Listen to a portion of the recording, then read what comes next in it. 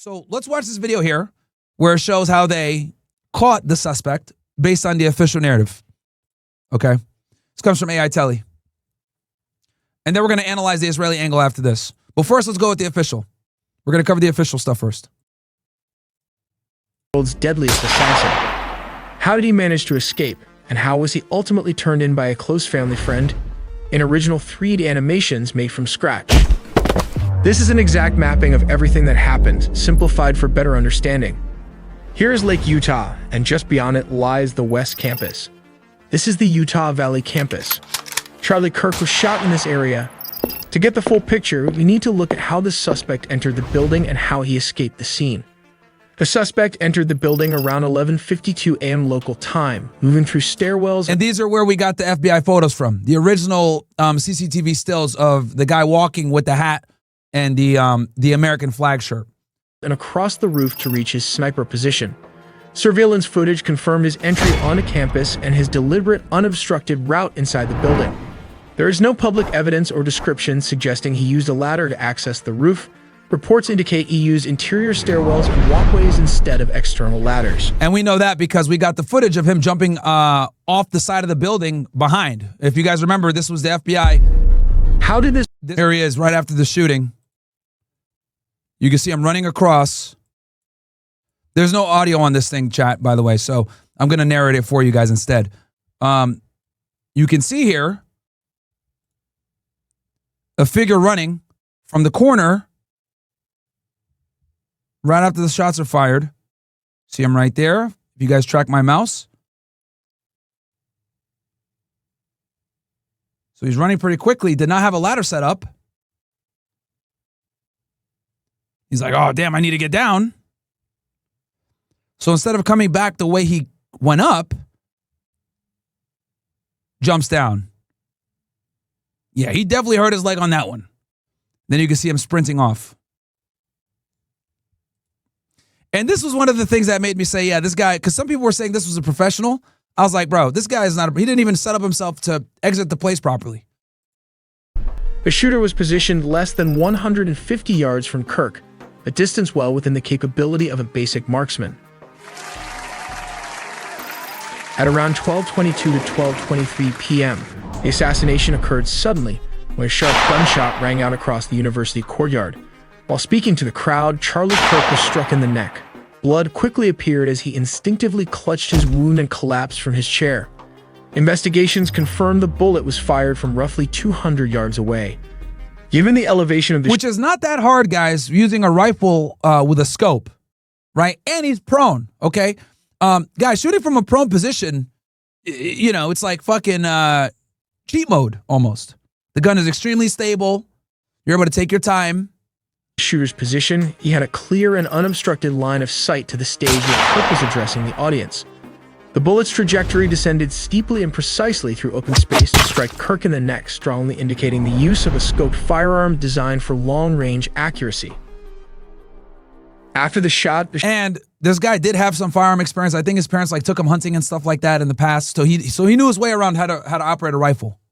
Shooter moved carefully from the sniper position to the edge of the building. And that's what we saw him running from in this video footage right here, as you guys could see.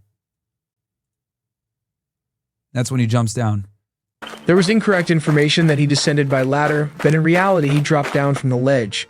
In doing so, he left behind palm and shoe prints, which were crucial for forensic analysis. Though some describe it... That's another big mistake that he made. That made me realize this guy's not no fucking professional. ...as a significant vertical descent due to the sloped embankment. He used... bro didn't even wear gloves. ...his hands to grip the ledge and lowered himself as far as possible before dropping to the ground. The bolt-action rifle, identified as an older Mauser model, was still with him as he made his descent. Observers noted that he appeared practiced and did not discard the weapon at this stage, likely holding it in one hand or slinging it as he moved. After landing, he briefly limped, possibly from the impact, but quickly regained his... And let's look at him here when he jumped off. So here he is. You guys can follow my mouse. Boom, he appears. Bro's a slow-ass runner, man.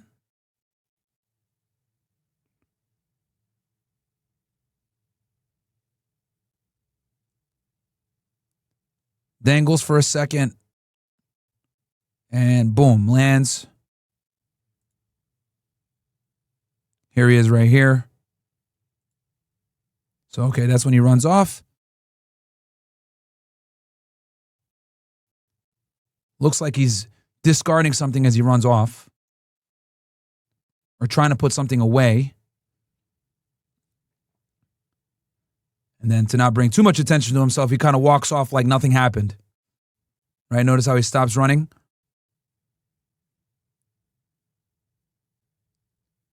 Waiting across the street. And then, yeah, these are the stills that they got. His composure and fled on foot into a wooded area adjacent to the university. Notably, palm prints and shoe prints left at the landing spot were documented by forensic investigators and proved vital to the case. Yeah, he was wearing some Converse Chuck Taylors. He walked all the way to this location, blending seamlessly into the crowd. The suspect in the Charlie Kirk shooting had a brief encounter with an excavator operator near a construction site behind Utah Valley University's Losey building. According to construction workers present shortly after the shooting, the suspect approached the construction area and asked the excavator operator if he could pass through. The operator informed him that pedestrians were not allowed on the site and stopped him there. The suspect reportedly responded calmly, saying he was trying to get home safely following the incident. This interaction took place before police and emergency responders arrived at the scene. And keep in mind, guys, they arrested like 2 people before. Okay? Before they grabbed this guy. So that gave this idiot plenty of time to get away. The construction site, located near the wooded area where the sniper rifle was later recovered, was part of the suspect's escape route after he jumped off the rooftop and fled from the campus. Within the next few seconds, he ran across a grassy section and headed into the nearby wooded area, rifle still in hand, until he was beyond the immediate campus property. The rifle was ultimately found wrapped in a towel in the woods along the suspect's escape path, indicating he discarded it shortly after leaving campus grounds. But how was he caught? It all came down to digital forensics teams analyzing thousands of security camera Again, guys, we're going over the official narrative first. frames, matching Tyler Robinson's appearance, vehicle, and movements both on campus and off-site. He also left behind many digital footprints. When law Yes, I know you guys are saying no rifle comments, no rifle. I know, guys. I'm literally going over the official narrative. Then we're going to go into the other one. enforcement released campus surveillance footage and still images of the suspect, his clothing, and the escaped vehicle to the public. This led to over 7,000 tips flooding hotlines and social media platforms.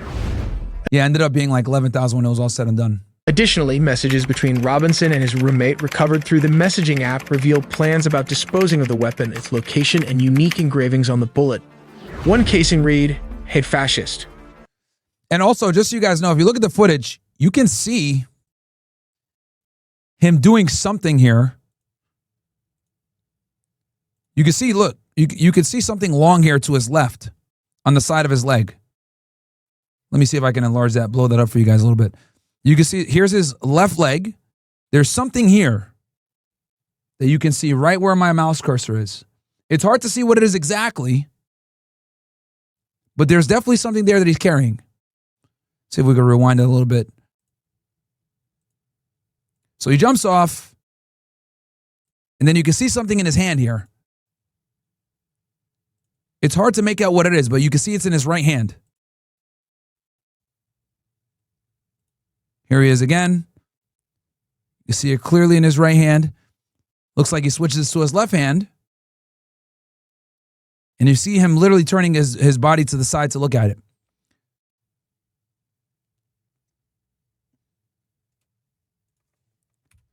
There we go. Catch. A clear, direct political message targeting Kirk's conservative stance. But the key reason he was caught was because his own father made the difficult decision to sacrifice his own son and turn him into the police. It was released that Tyler Robinson, the 22-year-old suspected shooter of conservative activist Charlie Kirk, was captured after an intense manhunt lasting about 33 hours following the shooting at Utah Valley University. The critical breakthrough came when Tyler Robinson's father, Matt Robinson, recognized his son in the photographs released by the FBI. Matt immediately reached out to Tyler and urged him to surrender peacefully. At first, Tyler refused and even threatened to harm himself rather than go to the authorities. Seeing this, Matt contacted a family friend, a youth pastor who also serves as a U.S. Marshals officer. With their support, Matt was able to convince Tyler to stay put and cooperate with law enforcement. Now let's go to the arrest details. On the afternoon of September 11, 2025, authorities orchestrated Robinson's peaceful surrender at a residence in Washington County, Utah. Robinson offered no resistance during his arrest. On September 12, 2025, Robinson was booked into Utah County Jail, charged with aggravated murder, felony use of a firearm, and obstruction of justice. But hats off to Father, where even law enforcement officials and public leaders publicly credited the family's intervention for enabling an orderly, nonviolent arrest.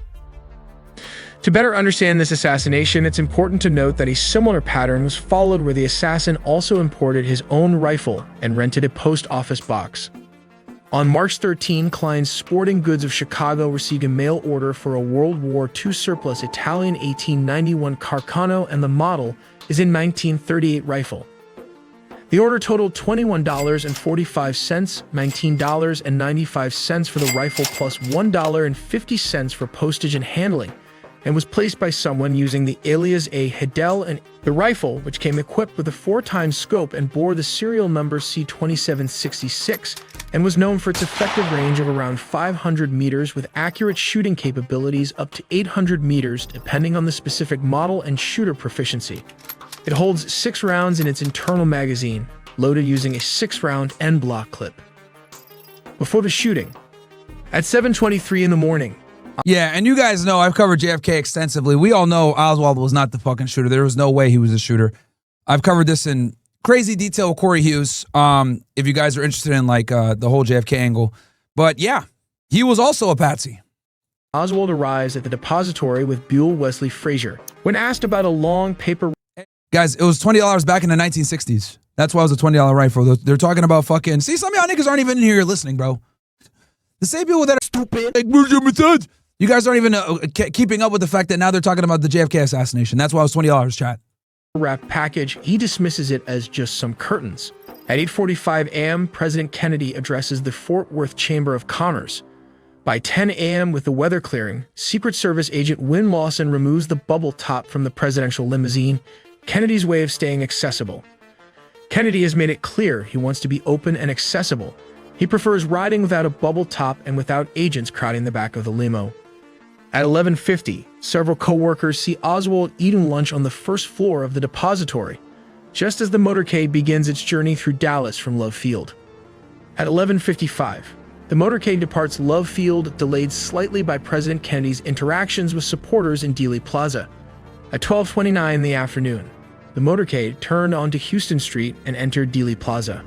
1 minute later, at 12:30, it made a sharp left onto Elm Street, a downward sloping road. As the limousine entered the plaza, Nellie Connolly turned to the president and said, "Mr. President, it can't make you believe there aren't some in Dallas who love and appreciate you, can they?" If you guys want JFK stuff, guys, I did a whole thing on this on here, and I think on Fresh and Fit. The man arrested in the killing of right-wing activist Charlie Kirk is not cooperating with authorities, Utah Governor Spencer Cox said on Sunday, as investigators work to establish a motive by talking to his friends and family. Cox said 22-year-old Tyler Robinson, who's being held on suspicion of aggravated murder and other charges, would be formally charged on Tuesday. The Utah governor told ABC's This Week that while Robinson has not confessed, the people around him are cooperating. They include Robinson's roommate, who was also a romantic partner, Cox said, citing the FBI. Cox described the roommate as a male transitioning to female. Yeah, guys, I know the audio is kind of weird and it's only coming out one side. This isn't me. This is the New York Post weird fucking audio. So. And incredibly cooperative. Reuters has not been able to locate the roommate or representatives for comment and could not determine who was serving as Robinson's legal representative.